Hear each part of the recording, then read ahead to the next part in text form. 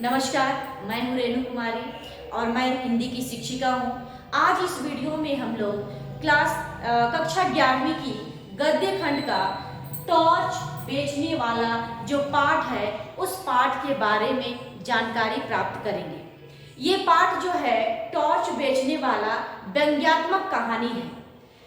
तो इस जो कहानी है टॉर्च बेचने वाला दो मित्रों पर आधारित है। इस कहानी को लिखे हैं हरिशंकर परसाई जो एक व्यंग्यकार लेखक है। तो व्यंग्य और हास्य से परिपूर्ण ये कहानी है, लेकिन समाज में जो व्याप्त रूढ़िवादी है, जो अंधविश्वास है, उस पर उन लोगों पर, उन समाज पर इस लेखक ने कड़ा प्रहार किया है।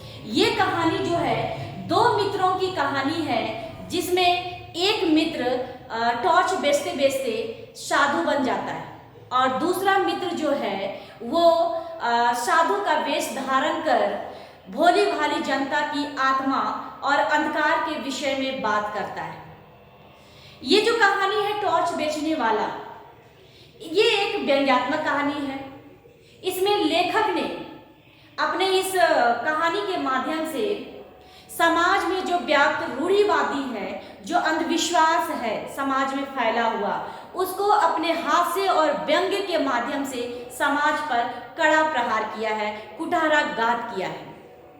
तो चलिए हम लोग इस कहानी को शुरू करते हैं।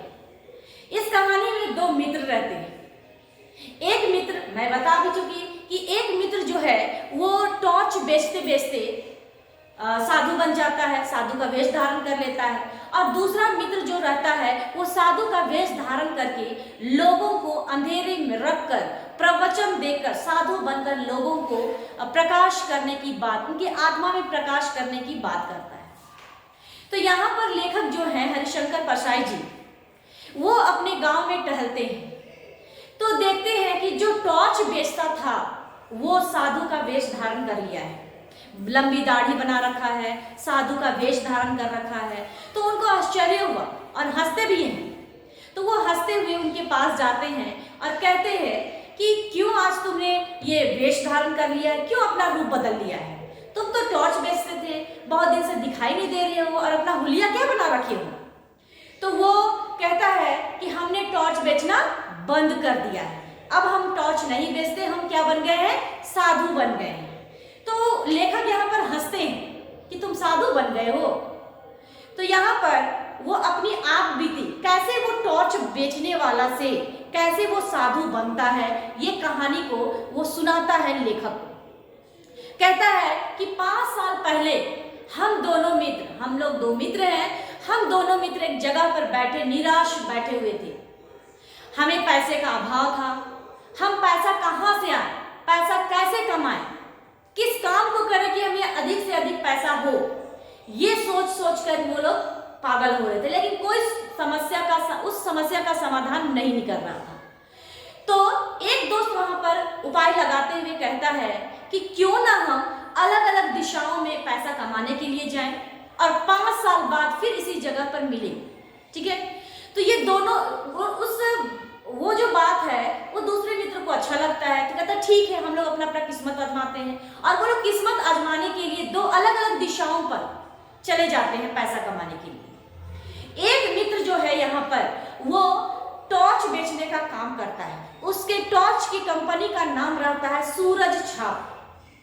वो क्या करता है, लोगों को भीड़ इकट्ठा करता है एक मैदान में, खुले स्थान पर, और वहां पर लोगों को पहले भय मतलब डराता है कि अंधेरा है क्या, अंधेरे से कैसे डर लगना चाहिए, कैसे डरते हैं लोग, ये पूरा उनको पहले डराता है कि अपने हाथ को ही छुओगे तो तुम्हें डर लगेगा, कांपोगे, तो इस अंधेरे को दूर भगाना है। तो अंधेरे में सबको डर लगता है, बच्चे भी डर लगते हैं। अगर तुम रात को ही बाहर निकलते हो तो उसके लिए भी आपको डर लगेगा।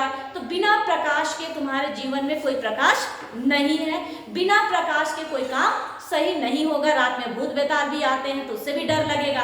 तो पहले लोगों की तरह डर बैठा देता है उनके हृदय में, उसके बाद फिर कहता है कि डरो मत, उसका भी उपाय है, इस अंधेरे का भी उपाय है। तो इस अंधेरे को दूर भगाने के लिए ये सूरज छाप टॉर्च जो है सबसे बेस्ट साधन है। और उनका जो टॉर्च है वो हाथों हाथ तुरंत बिक जाता है। इस तरह से वो अपना कमाई करता है। 5 साल बीत जाता है। 5 साल बीतने के बाद जिस स्थान पर मिलने का बात हुआ था दोनों मित्रों में, ये टॉर्च बेचने वाला मित्र तो वहां पहुंच जाता है, लेकिन वहां पर देखता है कि दूसरा मित्र नहीं पहुंचा है। टाइम ज्यादा हो रहा है, शाम ढलने वाली होती है, तो ये उस अपने मित्र को खोजने के लिए निकल पड़ता है। ढूंढते ढूंढते ढूंढते ढूंढते वो एक ऐसी जगह पर पहुंचता है जहां पर एक पंडाल बना हुआ था और वहां स्टेज बना हुआ था, और वहां पर एक सभ्य पुरुष जो साधु के पूरे वेश में है, दाढ़ी बढ़ा हुआ है और साधु का वेश धारण किए हुए, और लोगों को वो प्रवचन दे रहा है। क्या प्रवचन देता है कि मैं आज मनुष्य को घने अंधेरे में देख रहा हूँ। ये भी अंधेरे की बात कर रहा है। मैं आज मनुष्य को घने अंधेरे में देख रहा हूँ। आज आत्मा में भी अंधकार है। मनुष्य की आत्मा भय पीड़ा से त्रस्त है। आज मनुष्य इस अंधकार से घबरा उठा है। डरो मत, जहाँ अंधकार है वहीं प्रकाश है। प्रकाश को बाहर नहीं अंदर खोजो। ये दूसरा जो भव्य पुरुष था, जो साधु के वेश में था, वो इस तरह का प्रवचन देता है। ठीक है, लोगों को इकट्ठा करके वो प्रवचन दे रहा है। तो इस प्रवचन को सुनकर ये जो मित्र है, जो टॉर्च बेचने वाला व्यक्ति है, वो हंसता है कि मैं भी टॉर्च बेचने के लिए इसी अंधकार का सहारा लेकर लोगों को डराता हूँ, लेकिन मैं तो टॉर्च बेचता हूँ। लेकिन ये जो है, ये पुरुष टॉर्च को बेचते हुए दिखाई नहीं दे रहा है, लेकिन ये भी अंधेरे से डरा रहा है लोगों को। वो टॉर्च बेचने के लिए डरा रहा है, पता नहीं ये क्यों लोगों को क्या कर रहा है, डरा रहा है। सभी लोग ध्यान मग्न होकर, जितने भी लोग इकट्ठे थे वहां पर, सभी लोग ध्यान मग्न होकर उस भव्य पुरुष का, जो साधु के वेश में, उसका प्रवचन को सुन रहे हैं और डर रहे हैं अंदर से। तो वहीं पर कहता है, फिर वो प्रवचन इतना देने के बाद कहता है कि डरो मत, जहां अंधकार है वहीं प्रकाश है, और प्रकाश के लिए साधना मंदिर आओ और वहां आत्मा रूपी प्रकाश को आह्वान करो। ठीक है, अपने अंदर ही प्रकाश को खोजो। और इसके लिए वो साधना मंदिर सभी श्रद्धालुओं को बुलाता है, जितने भी वहां पर सुनते हैं प्रवचन, वो सभी लोगों को वो वहां पर बुलाता है।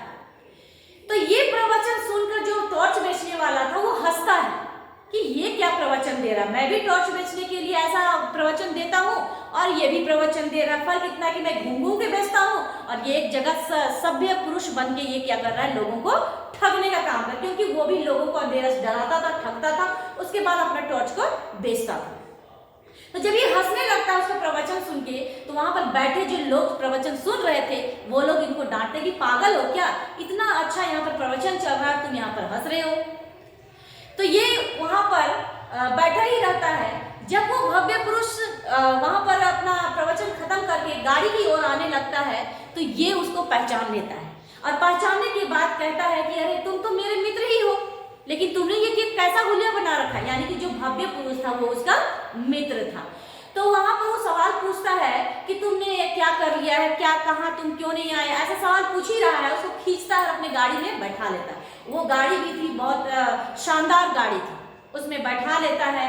और गाड़ी में भी वो उसका जिज्ञासा शांत नहीं होता है, वो क्वेश्चन पे क्वेश्चन पूछता है, प्रश्न पे प्रश्न पूछता है, लेकिन वहां पर उसको कुछ जवाब नहीं देके वो अपने महल ले जाता है, बंगले ले जाता है। जब बंगला पहुंचता है टॉर्च बेचने वाला, उस भव्य पुरुष के बंगला पहुंचता है, अपने मित्र के बंगला पहुंचता है, तो देखते ही उसकी आंख फटी की फटी रह जाती है, यानी कि अवाक रह जाता है, वो आश्चर्य रह जाता है कि मैंने भी 5 साल टॉर्च बेचा, लेकिन मैंने इतना पैसा नहीं कमाया, और ये कौन सा टॉर्च बेच रहा है, किस कंपनी का टॉर्च बेच रहा है, कितना आलीशान घर बना दिया है, इतनी महंगी गाड़ियां हैं, नौकर हैं, चाकर हैं, और इतना आलीशान बंगला बना दिया है। उनको समझ में नहीं आता है। उसे पूछता है कि आखिर मैं भी लोगों को ठगता हूँ अंधेरे से, तुम भी लोगों को अंधेरे को दूर भगाने का बात करते हो, मैं भी भगाने का बात करता हूँ, दोनों की बात सेम है। तो तुम कौन सा टॉर्च बेचते हो, ऐसा कौन सा तुम टॉर्च बेचते हो कि तुम इतने अमीर हो गए, और हम तो सूरज छाप टॉर्च बेचते हैं, हम तो जहाँ कमाई है।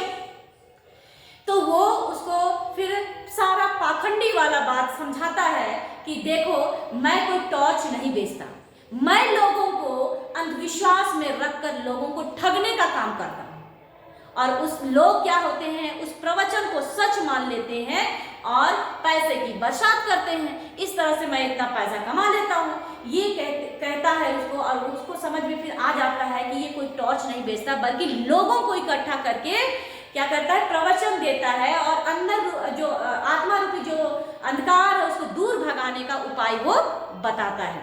तो ये तरह से ये क्या है, अंधविश्वास है, रूढ़िवादी है। तो समाज में जो व्याप्त अंधविश्वास है, लोग उन पर विश्वास कर रहे हैं, तो क्या ऐसा कभी हो सकता है कि हम अपना शक्ल सूरत चेंज कर ले, वेशभूषा चेंज कर ले तो क्या हम पंडित बन जाएंगे? ऐसा नहीं होता है। वेशभूषा ये तय नहीं करता है कि आप क्या हो, ठीक है।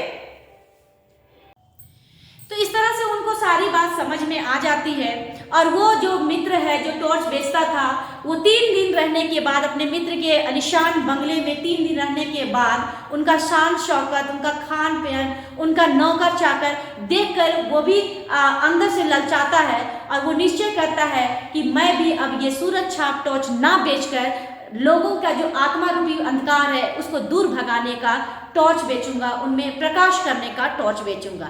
इसलिए उनके पास जितना भी टॉर्च था उन सभी टॉर्च को पास की नदी में ले जाकर फेंक देता है और निश्चय करता है कि आज से मैं सन्यासी बन रहा हूँ, आज से मैं सन्यासी बन रहा हूँ और मुझे लोगों से पैसे कमाने हैं, तो इसके लिए मुझे कुछ बड़ा करना होगा। इसलिए वो भी उसी दिन से निश्चय कर लेता है कि मैं भी एक पंडित बनूंगा, एक सन्यासी बनूंगा, लोगों को प्रवचन दूंगा और लोगों को अंधकार से पहले डराऊंगा, फिर उनको अंधेरे से ना डरने के लिए साधना मंदिर में आने कहूंगा और फिर उनसे मनचाहा पैसा लेकर उनको जो उनके आत्मा में अंधकार है, उनकी आत्मा रूपी जो अंधकार है उसको प्रकाश में बदलने का आह्वान करूंगा।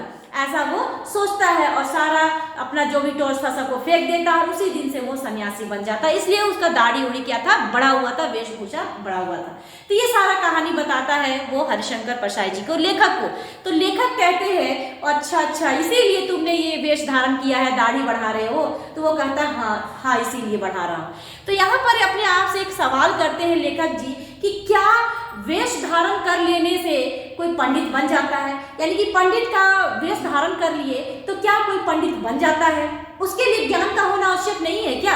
ये सोचकर वो हंसते हैं और फिर वहां से वो चले जाते हैं। तो एक सवाल यहाँ पर उठता है कि क्या कोई किसी का रूप धारण कर लेता है तो उसके जैसा बन जाता है? क्या हम वकील का कपड़ा पहन लिए तो क्या हम वकील बन जाएंगे? क्या हम पंडित का कपड़ा पहन लिए तो क्या हम पंडित बन जाएंगे? उसके लिए वेश के साथ साथ गुण का भी होना जरूरी है। अगर आपके पास उतनी काबिलियत नहीं है, उतना ज्ञान नहीं है, तो केवल वेश धारण करने से आप वो नहीं बन सकते हो। तो इस तरह से लेखक ने 2 मित्रों के माध्यम से समाज में जो व्याप्त अंधविश्वास है, रूढ़िवादी है, उसको इस पाठ के माध्यम से समाज पर कड़ा प्रहार करते हैं, कुठाराघात करते हैं। आज के लिए बस इतना ही। अगले वीडियो में मैं इससे जो आगे का पाठ है उसके बारे में बताऊंगी। धन्यवाद।